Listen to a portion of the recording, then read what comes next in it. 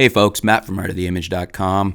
We've been talking about the D850, and of course we've just had the pre-order announced with the official specs, and as I told you, I think it's the perfect DSLR. But a viewer raised a question about high megapixel cameras, and it may even pertain to, the question is definitely could relate to the 46 megapixel sensor in the D850. But this was specifically when I was discussing the possibility of maybe an 80 to 100 megapixel full frame sensor. It's an interesting question, and it's to do with lenses. So we've got Steve's writing in on a comment, Steve Bark.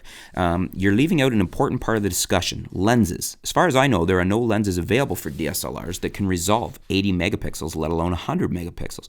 Most lenses are still below 30 megapixels with respect to their resolving power. And this obviously is going to be an issue as we keep going up the food chain. Even with the 46 megapixel D850, we're going to see lenses in the Nikon arsenal that cannot resolve that level of resolution. I suspect that the flagship lenses are capable of it. In other words, the flagship lenses I'm talking about would be the trifecta of the zooms. So your 14-24, 2.8, your 24-70, 2.8, your 70-200, 2.8, and then a lot of the top end, like your long zooms, your long primes, the top glass is going to be fine with that. A lot of your top primes, for instance, I suspect that the 50 f1.8G, which is a relatively inexpensive lens, but it's also one of the sharpest and best performing in the bunch, will be perfectly fine with this camera. I suspect the 85 f1.8 and the 85 f1.4 will be good. Lenses like this, the top end lenses, are going to be okay. As you move down the food chain, it'll be interesting to see. For instance, the 70-300 VR, the full frame, not the DX version, has typically been one that people like to shoot even on the D810. Is it going to start to show its weaknesses in resolving power on a camera with this much resolution, the 46 megapixels of the D850? It'll be interesting to see, and we'll start to see even more than we did with the D810.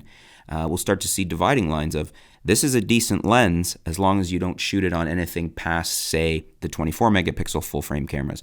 As you move into the D810, we saw some lenses that were better than others. Now we're going to see even more lenses that don't quite meet the grade when they're paired with the D850's 46 megapixel resolving power. And to take this to where Steve was, what we were discussing, the 80 to 100, that would even there. Good question. I suspect, again, that the trifecta of the 2.8 zooms, their pro zooms, probably would be okay, and so would a few of the primes. But again, that would eliminate even more lenses. What do you guys think? Do you agree with me? Do you think we have lenses like the trifecta that would be capable of that? Do you disagree? Do you think that they may not even be capable on the 850? I guess that remains to be seen, but let me know what you guys think in the comments below. What do you think about the currently available lenses and resolving power? Do you think we're going to see Nikon and other companies pushing out newer lenses just for that reason? I think that's why we've seen some of the updates to a lot of the existing lenses, and why I'm saying I think some of the current ones are fine. But let me know what you guys think. Leave your comments below. Thanks for your comment there, Steve. It's an interesting point that has been debated. I mean, look at Canon's 5DS and 5DSR. A lot of people were wondering what lenses they should use that were capable of resolving that 50 megapixels. So it's something we've talked about before, and it's an interesting point to discuss.